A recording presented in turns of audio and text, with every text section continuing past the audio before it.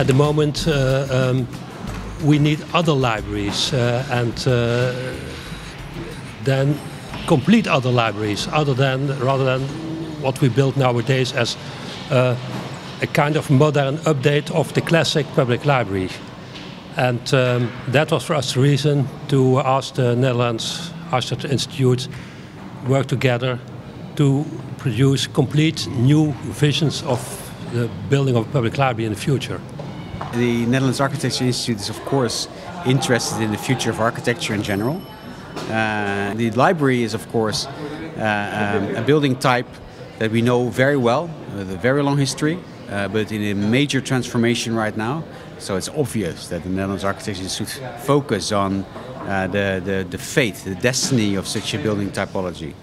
I did an earlier workshop for the National Library, and this seemed like an interesting workshop to continue with. The image of a library, or the idea of a library, is very interesting to me, and what people can do about it, how they can develop themselves. I haven't been in a library in like 8 years, so I was thinking, what would my future of the library be, and how can I be a part of that?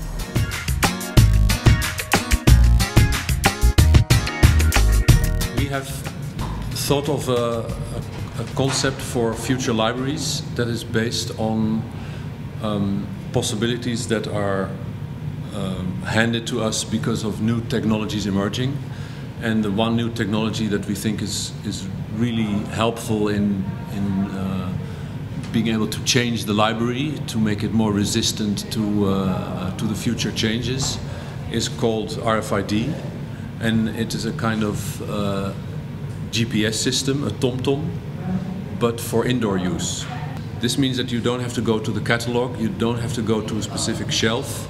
You can basically have the book lying around anywhere in the library and just be pointed towards it by your digital assistant. My curriculum is not so much a realistic library as we can imagine it to open in a couple of years, but a library as we can imagine it. And so I worked with 5 students, and I've tried to massage their imagination so we could come up with ideas that spring from imagination but have a fantastic potential to be at one point in our future become a reality. One of the students came up with the idea that I think we can all relate to it, and that is that we would all like to read all the books in the world, but we don't have the time for it. And so she struggled with this idea of time issue and came up with the idea, like, what if you could actually go to a library where time would stand still? We've actually asked ourselves the question, where other than in a library can we get sort of public access to knowledge? We've taken actually a book as a starting point. It's actually this book, and we've tried to sort of reconstruct that book based on what we could find in the networks. That's what we've done. We found 68%, and maybe if we had gone on longer we could have found more. But yeah, the most important part and the parts that people are talking about are in the book now.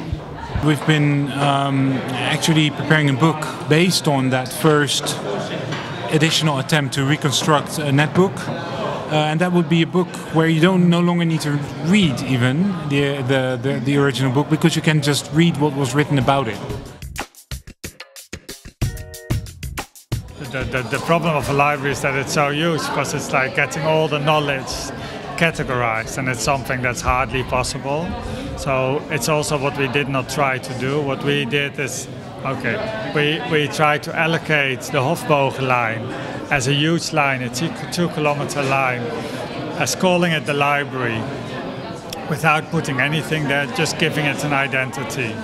And then we try on different levels to add functionalities that may already exist there. So it's a bit like building up a community, as can be done on the internet, but then very physically. And I think it really starts from now. There is like a very good concept, and there is like ideas where to search and how to think, and that should be starting from now.